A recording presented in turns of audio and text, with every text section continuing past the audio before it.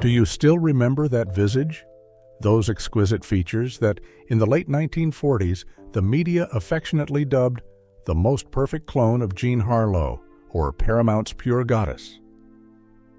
Barbara Payton was once the embodiment of the American dream, a radiant rose exuding nobility and an innocence that made all of America hold its breath whenever she appeared on the silver screen. However, in the capital of light that was Hollywood, where purity was often merely a glossily labeled commodity, the truth bore a vastly different flavor: the stench of cheap gin, cigarette smoke, and a hollow rot from within the soul. In 1967, in a cheap rooming house pungent with the smell of disinfectant, the woman once craved by the entire world drew her final breath at just 39 years old. Before she passed, with hands trembling from withdrawal, Barbara Payton left behind a crumpled scrap of paper right on her tattered bedsheets. It was not the love letter of a starlet, but a bitter exposure by a woman trampled by life, stripping away the truth of the years she had to sell her dignity in exchange for morphine and a ghost-like existence just to survive the day. When she had nothing left to lose, she chose to name 6 illustrious actors, the very men you revered as model gentlemen, but who in reality were frequent clients visiting her in the shadows of her bedroom. For if you ignored this moment, you would be forever imprisoned in the glittering illusions of the past, and the cowardly truth behind every frame of those gods would forever be a humiliation buried in the darkness, a truth you would never have the chance to touch a second time. 1. Frank Sinatra, the powerful regular, and the contract for flesh. Frank Sinatra, whom all of America revered as the Golden Voice, was in reality a man who could alter the career of anyone in Hollywood with just a single phone call. He held true power through intimate ties with the underworld, something that created a sense of awe and fear, pervading the entertainment industry of that era. The two met for the first time on a winter night in 1949 at the glitzy Ciro's nightclub. At that time, Barbara was at the peak of her beauty, the focus of every eye, but Sinatra stood silently in the shadows with a glass of bourbon in hand, observing her from afar. That gaze did not possess the admiration of a fan. Rather, it was the cold stare of a hunter pricing a valuable prey. He did not invite her to dance, nor did he use the grand public flirtations often seen in the limelight. Instead, he coldly sent a small scrap of paper to her table containing a hotel address along with a stack of cash that left her stunned. It was not the beginning of a love affair, but the first step of a bitter entrapment traded for an illusory fame. Barbara trembled as she received that wad of money, feeling the heavy weight of humiliation begin to press upon her slender shoulders. In her deathbed letter, she recalled that moment with a tightening pain. When my fingers touched that crumpled note, I felt the cold of death creeping into my veins. It was a filthy date for the last bit of decency I hallucinated I still held in this capital of vanity. Subsequent visits repeated themselves like the toxic cycle of a seasoned and worldly regular. Sinatra usually chose the time when the sun had set and the sweet love songs had just ended at the luxury nightclubs.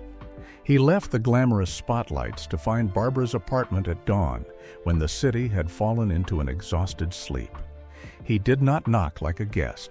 Instead, he entered with his own key, like a debt collector reclaiming an overdue piece of merchandise. Dim night lights cast a glow over his expressionless blue eyes, a cold light that made Barbara shiver every time they faced each other. Sinatra did not waste words on social pleasantries. His only action was to throw a stack of cash onto a vanity caked in dust like a dry, harsh command. She wrote in her shame about that haunting sound. The rustle of the cash on the dusty wooden tabletop was the most disgusting sound I ever heard. It drowned out the sound of my heart breaking, as if every dollar bill were a hammer blow into the coffin containing my very self-respect. To Sinatra, these visits were not born of affection, but were a ritual to assert absolute dominance over a woman who had once been a symbol of pride. As she confided at the end of her life, "He came not for me, but to see a fading star forced to crawl on her knees at his feet, so he could feel he was still the Lord of dead souls." The truth about Sinatra only became clear when the bedroom door closed, where the usual mask of a gentleman completely fell away to reveal a ruthlessly imposing nature. He did not need caresses or warmth, but only wanted to prove he was the supreme master in that cramped room, thick with the scent of cheap talcum powder. Sinatra's darkest secret, which the public never saw under the stage lights, was his habit of berating her over her career failures. He paid to turn her into a vessel to vent his frustrations, his insecurities, and the rages from the times he had been rejected by other stars in the past. He forced her to sit silently on the cold floor for many hours, compelling her to admit she was nothing without his stacks of cash. In the darkness, he nonchalantly adjusted his crisp suit collar, looking down at the woman trembling at his feet as if he were looking at a broken toy. Barbara recorded his bone-chilling whisper on one of the most brutal nights when he pinned her down with a cold strength. "You think you're still a star? No, to me you're just a trash pit for me to dump all my humiliation into, and I have paid enough to buy out your silence until the moment you die." 2. Errol Flynn. The human hunting game at Mulholland Estate. At the secluded Mulholland Farm Estate, where towering eucalyptus trees shrouded the Pacific moonlight, Errol Flynn constructed not a home, but the most morbid, voyeuristic maze in Hollywood history. The Robin Hood whom all of America worshipped was, in reality, a man consumed by predatory power and a filthy, prying curiosity. Flynn personally designed his mansion with two-way mirrors and secret peepholes hidden deep within the ceilings, allowing him and his elite circle of friends to silently observe every breath and every indignity of his mistresses in the bedroom. Barbara recounted that behind the glamorous facade of a legendary star lay a kingdom of decadence, where Flynn used clandestine filming equipment to record a woman's most humiliating moments, turning their agonizing selling of self into a form of entertainment for his long, debauched nights. The most defining encounter and the most painful scar occurred on a fog-shrouded night in 1951. Imagine the scene. Inside a living room heavy with the scent of wine and expensive cigar smoke, the heroic Robin Hood was leisurely sipping brandy with several other Hollywood power players. His ritual did not begin with gallant flirtations. Instead, Flynn forced Barbara to stand motionless under the dim light of dying candles. Using the very hands that once wielded the sword of justice on screen, he personally slathered a thick layer of mineral oil over her naked flesh.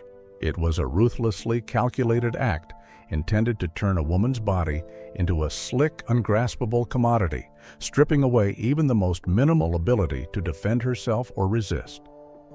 Flynn did not want a common sexual encounter.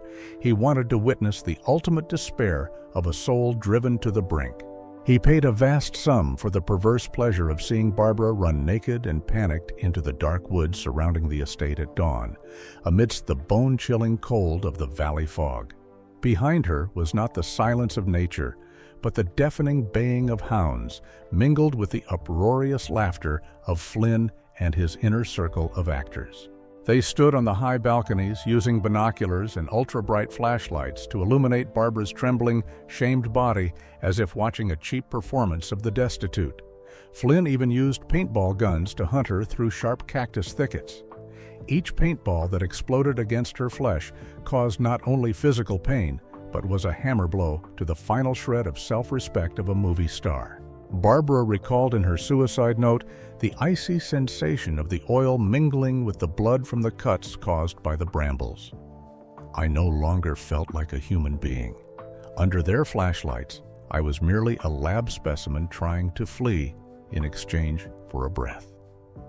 Every time I tripped into the mud, Flynn's laughter echoed through the farm's PA system, a dry sound that tore through the black night.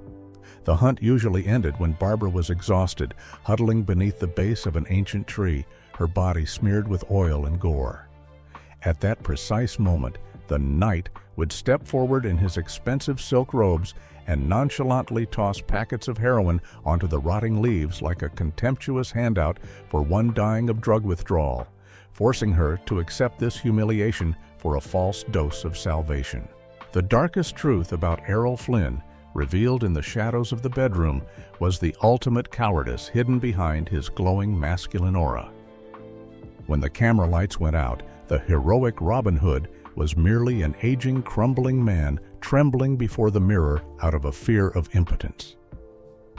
Flynn did not love Barbara. He viewed her as a filthy, living prop for his mental torture, a way to deceive himself into believing he still held absolute dominating power. To Flynn, Barbara was not a lover, but a mirror reflecting his own decay.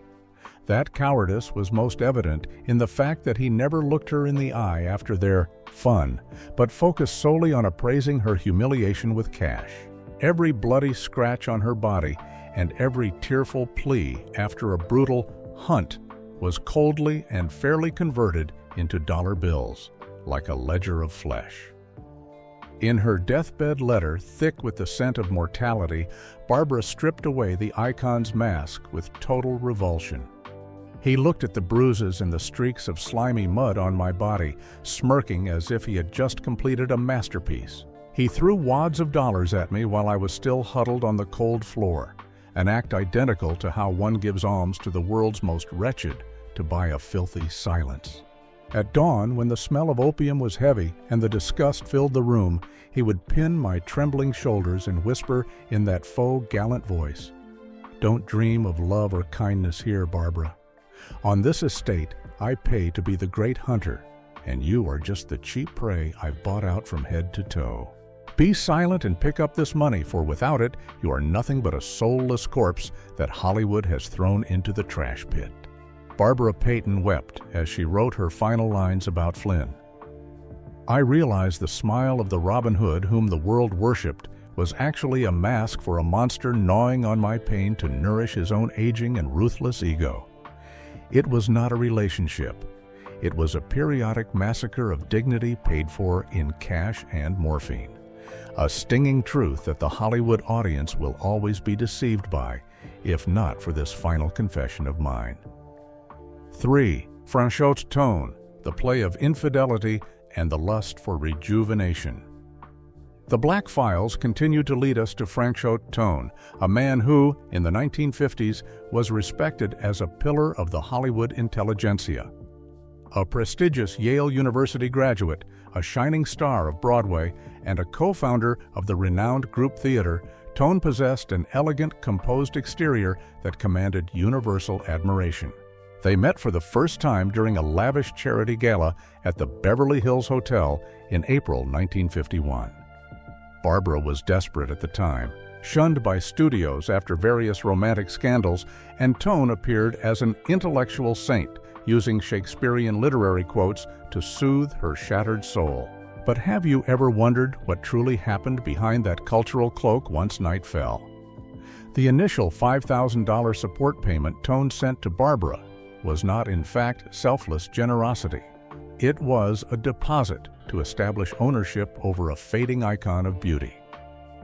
The pinnacle of the tragedy began on the night of September 14, 1951, at Barbara's apartment in the Garden of Allah.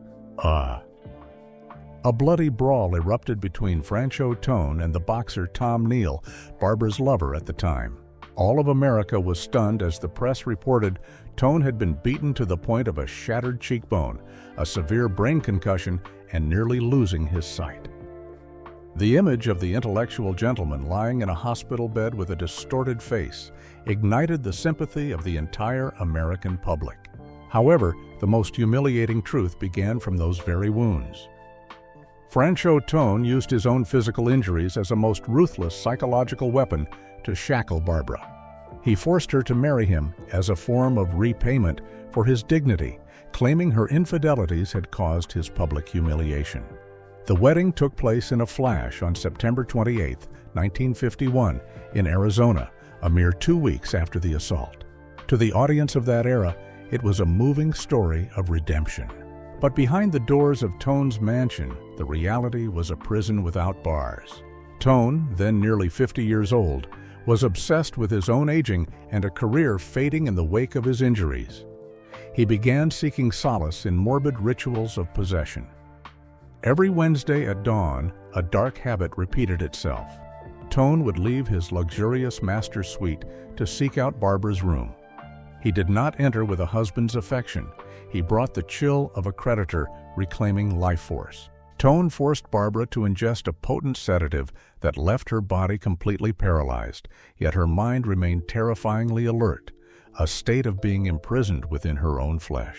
In the flickering candlelight that emitted the mortal scent of ancient spices, Tone drew a sharp, small silver knife from a velvet bag and made thin incisions across Barbara's arms. He did not care in the slightest for the tears silently rolling down her cheeks. His attention was fixed solely on the droplets of blood carrying the youth of a woman just 24 years old. He collected them in a crystal glass filled with aged wine, then slowly savored it as if it were a precious medicine to help him cling to the fading glimmer of youth behind the bandages on his face.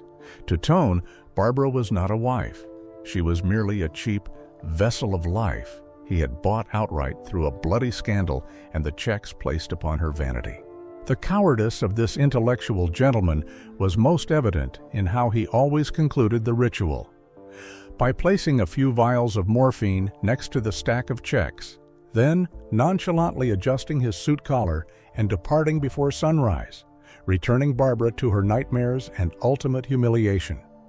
In her suicide note, she revealed Tone's bone-chilling whisper during those sinister acts. He looked deep into my wounds with a hungry gaze and said in that faux warm voice, "This blood is the only thing that makes me feel alive, Barbara.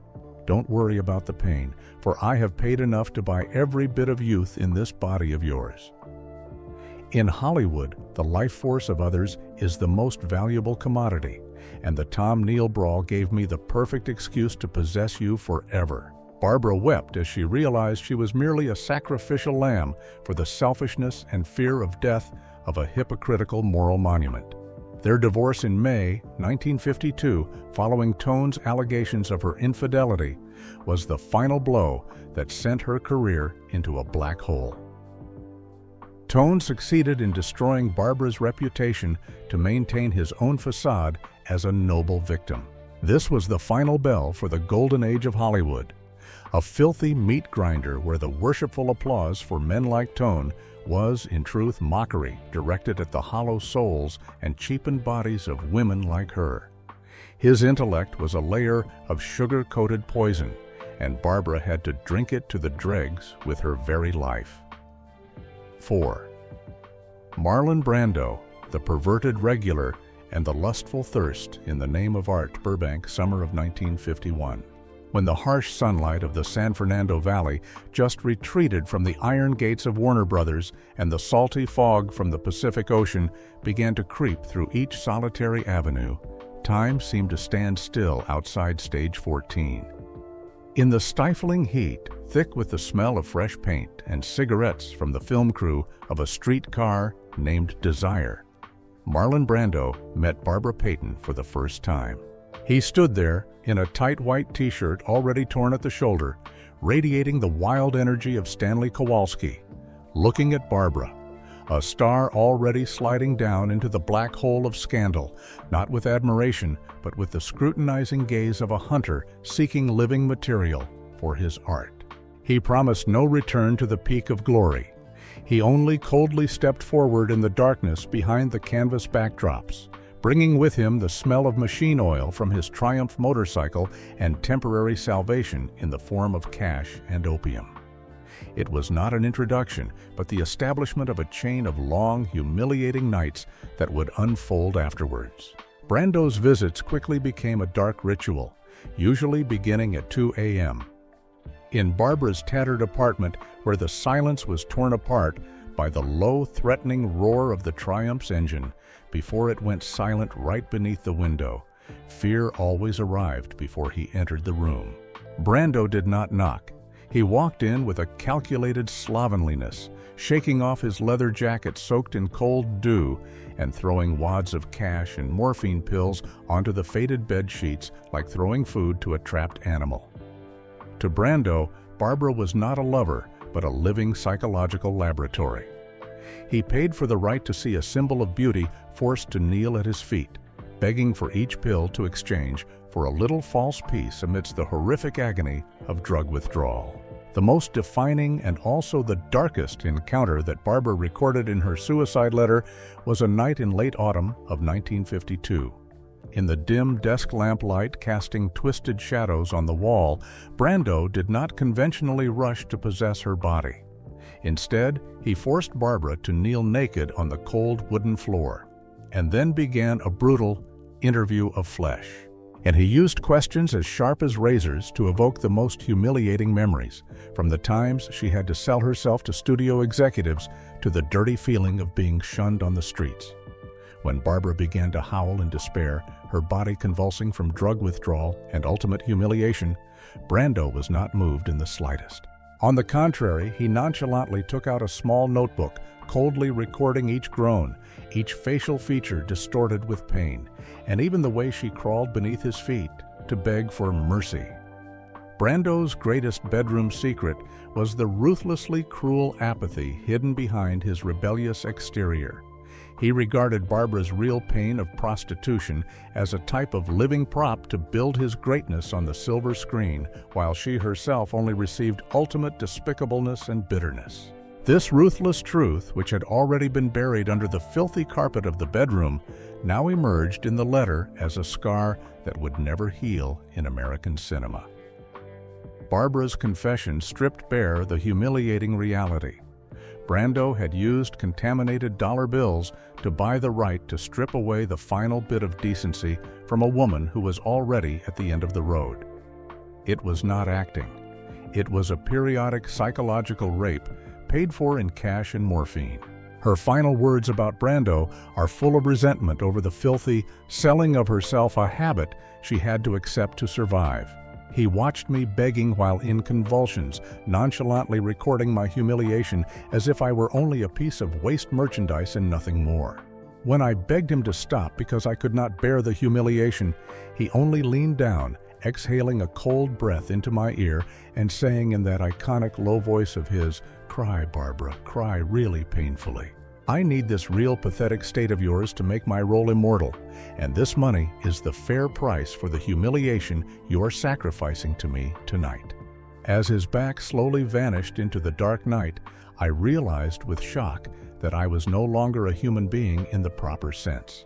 I was only a hollow corpse squeezed dry by him of this filthy prostitution pain to exchange for false applause on the silver screen. 5. Guy Madison, the first mentor and the stain of hell.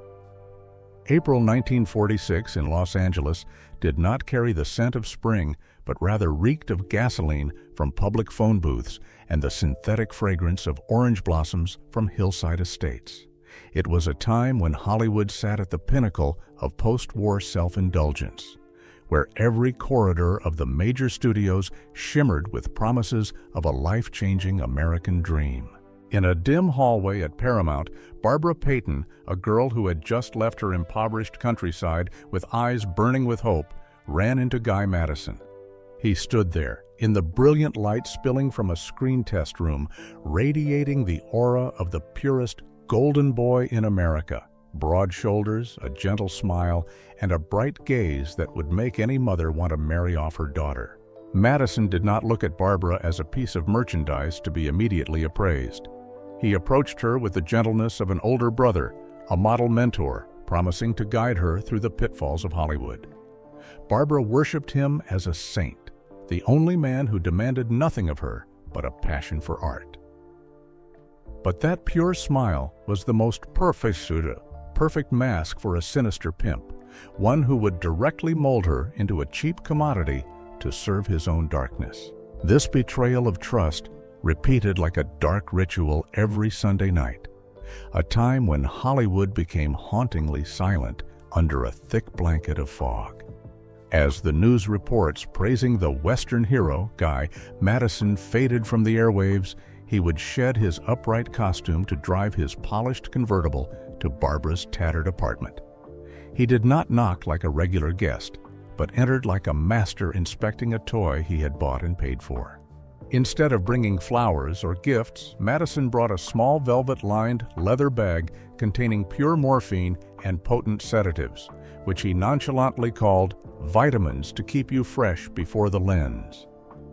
These visits quickly spiraled into a series of long, periodic nights of prostitution, where Madison was not just the buyer, but the supplier of the poison used to soothe the very humiliation he caused. Every dollar bill he threw onto the dusty wooden tabletop was not a helping hand, but the price to buy the right to witness the degradation of a rose he had personally trampled. The most defining and agonizing encounter took place on a freezing winter dawn, when Barbara was struggling through the horrific agony of drug withdrawal that made every fiber of her flesh feel as though it were being pierced by thousands of needles. In a room thick with the smell of chemicals and the sweat of despair, Madison revealed the nature of a cowardly psychological tyrant. He did not seek pleasure from consent or false romantic gestures. Madison only achieved peak arousal when he saw Barbara, the woman who had once been his pride, forced to crawl on her knees across the cold wooden floor, begging beneath his feet for a single pill. The most humiliating detail was his forcing her to be completely naked, compelling her to repeat shameful confessions that she was nothing more than a cheap whore, one who had lost both decency and soul just to trade for salvation from his benevolent hand. Madison stood there, nonchalantly fingering the morphine vial, coldly observing his victim's destruction, as if observing an art project that had completed its corruption. The darkest secret revealed behind the bedroom door was the emotional impotence of America's golden boy. He could only feel powerful by drowning someone else in a mire deeper than his own. Madison used Barbara's career and her naive trust to turn her into a drug-fed sex slave, a horrific truth always hidden behind the silk and velvet curtains. Barbara recorded in her suicide note the venomous, emotionless whisper he uttered every time he watched her crawl for drugs. He smirked, his eyes once worshipped by the world now clouded with cruelty. He looked at me, kneeling at his feet, and said in a superior tone, "Look at yourself, Barbara. All of Hollywood wouldn't even spare a glance at a soulless corpse like you without my pills. Get down on your knees, lick these shoes, and thank me for giving you the money to buy the chance to live through the night with this cheap, sold-out body of yours. You are nothing but an obsolete piece of merchandise I bought to play with on my idle nights." Barbara wept as she wrote these final lines of bitter truth. I realized I had been molded into a despicable prostitute by that very first god of my life.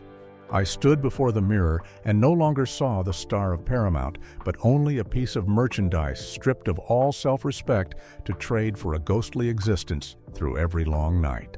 This is not just my death, but the final indictment for the so-called Golden Age of Hollywood, a filthy meat grinder where the worshipful applause for men like Madison is actually the sound of mockery, directed at the hollow souls and cheapened bodies of women like me.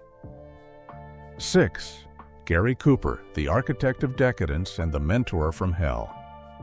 The Mojave Desert, late autumn nights of 1948.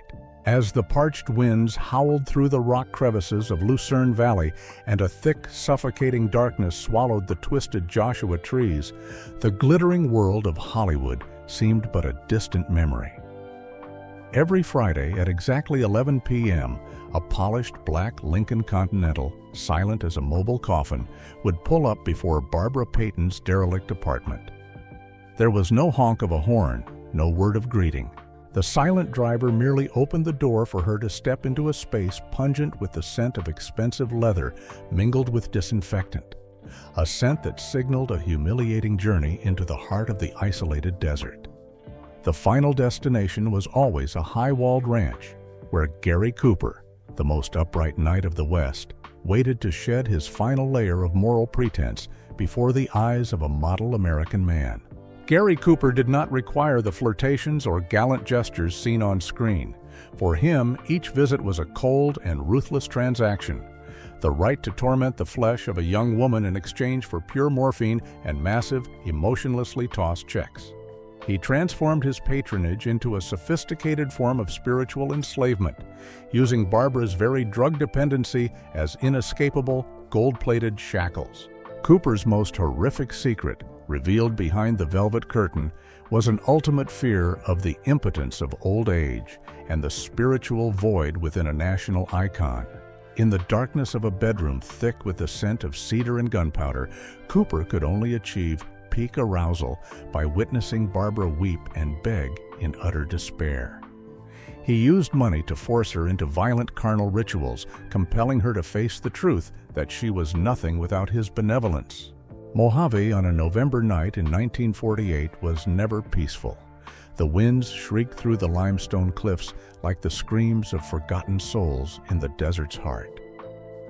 Inside the silent estate, where flickering oil lamps cast distorted shadows against the cedar walls, Gary Cooper prepared a play that no camera would ever record.